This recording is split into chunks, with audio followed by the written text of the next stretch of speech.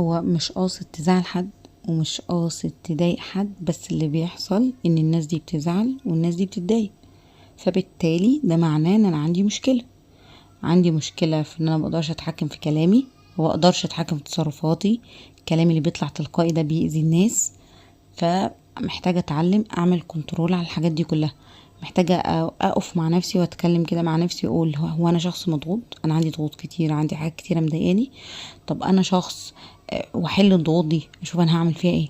طيب اتعلم كمان، هل انا شخص اصلا ما بعرفش اشوف الحاجات الحلوة في الناس؟ هل انا طول الوقت شايف الحاجات الوحشة بس فبالتالي بقولها؟ ومحتاجة افرق بين ان انا شخص صريح وشخص وقح، شخص بيتصرف بيقول كلمات تضايق الناس. في فرق بين الصراحة والوقاحة. الصراحة ان انا لو انت جاي محتاجني في حاجة تسألني فيها هقولها لك بهدوء بطريقة لذيذة حلوة، ما تخليكش تحس ان ده نقد او ان انا بشتمك. الوقاحة ان انا اقول لك الحاجة في وشك كده بطريقة تضايق واقول اصل انا شخص صريح، اصل انا شخص اللي في قلبي على لساني. من اسوأ الشخصيات دي على فكرة. مش حاجة اسمها اللي في قلبك على لسانك، لو اللي في قلبك على لسانك وبتقوله يبقى معنى كده ان جواك ده اسود يعني. فلما تبقى بتضايق البني ادمين كده يبقى الشخص ده اللي جواه ده اسود جامد. لا بالعكس، انا محتاجة اجمل الكلام اللي بنقوله. محتاجة افرق بين شخص جاي يسألني على حاجة هو بالفعل جابها. يعني مثلا شخص جاي يسألني ايه رأيك في الطرحة الحلوة دي، انا اشتريتها كذا. حتى لو الطرحة دي مش عجباني انا مش هيفرق لي، هي خلاص اشتريتها ولابساها. فاقولها لها بطريقه لذيذه بدل ما اقول لها شكلها وحش جدا، دي مش حلوه، دي ازاي جبتيها، انت ما فيش ذوق.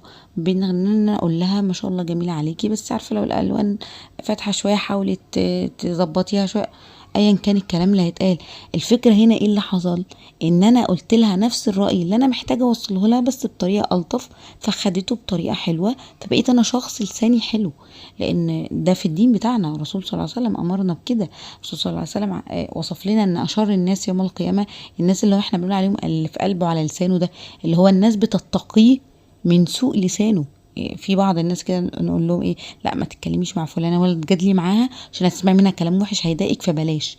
الناس دي اللي احنا بنتقيها عشان شر لسانها عشان شر كلامها، دي من اشر الناس عند الله عز وجل. فاحنا مش محتاجين نبقى كده، احنا عايزين نكون احسن. فهتدرب يعني ايه افكر في الكلام قبل ما اقوله. طب هل الكلام اللي انا هقوله ده مناسب؟ طب هو الكلام ده يعني الحاجات دي هتيجي كده لوحدها؟ لا طبعا بالتدريب. ان انا بقف مع نفسي وبتدرب وبتعلم ده، وبروح لحد اخصائي بيعلمني الحاجات دي. يعني ايه اخد 5 ثواني نفس قبل ما اتكلم اصلا؟ يعني ايه احط الفكرة في دماغي اولا وافكر فيها قبل ما تطلع على لساني؟ يعني ايه ان انا ممكن ابقى محتاج ان انا هتكلم جدا وما اتكلمش عشان عارفه ان كلامي مش هيفيد او كلامي هيأذي اللي قدامي، فاسكت خالص مع ان الكلام خلاص هيطلع من لساني اهو، لا مش هقوله علشان انا مش محتاج اتفهم غلط او مش محتاجه اتشاف بالاسلوب الوحش ده في المكان ده. يعني هي اتحكم في غضبي، اتعلم ازاي اتحكم في غضبي، اعمل ايه لما اغضب، اعمل ايه في الضغوط اللي عندي. كل الحاجات اللي انا اعملها دي كشخص بتبين ان انا مسؤول عن التصرفات الغلط اللي طالعه مني تجاه الناس، وبتبين ان انا محتاج احسن علاقتي مع الناس.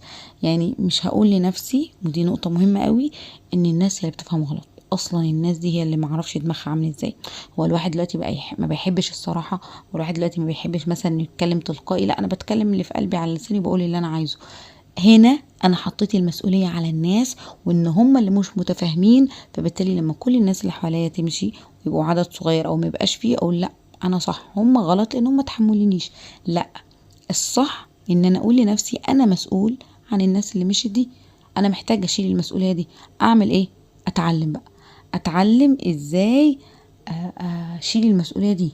ان انا اروح اتدرب واتعلم على الحاجات دي، اتعلم ازاي اتحكم في غضبي، اتعلم ازاي اخد ثواني قبل ما اتكلم، اتعلم ازاي ان انا ممكن اجل الكلام اصلا، اشيل الضغوط اللي عليا، اتعلم ان انا مش كل حاجة اعلق عليها، مش كل حاجة ارائي فيها، مش كل حاجة اتكلم فيها. ممكن اسمع، اتعلم اسمع للناس اكتر علشان اقرب منهم. محتاج كمان ادور في العلاقات القديمة اللي خلصت دي، هل العلاقات دي ينفع ان انا ارجعها وصالح الناس او اتعامل مع الناس كويس تاني؟ لو ينفع يبقى حاجة كويسة جدا، علشان اقدر اتعامل بعد كده واثبت لنفسي ان انا شخص قدرت ارجع الثقة تاني مع الناس، ارجع العلاقات تاني مع الناس. وهترجع من اهم الاسباب بتاعت او من اهم الحاجات اللي ممكن اعملها ان اتحمل مسؤولية تصرفاتي واحط على نفسي مسؤولية من غير ما اجلد نفسي. انا بحط على نفسي المسؤولية علشان اتحرك خطوة لقدام، مش علشان اقعد اموت نفسي واقول انا اصلا ما استحقش حد يكون في حياتي وافضل واقف في مكاني. لا، علشان احط اتحمل مسؤولية علشان اقدر اتحرك لقدام احسن واتعلم الحاجات دي.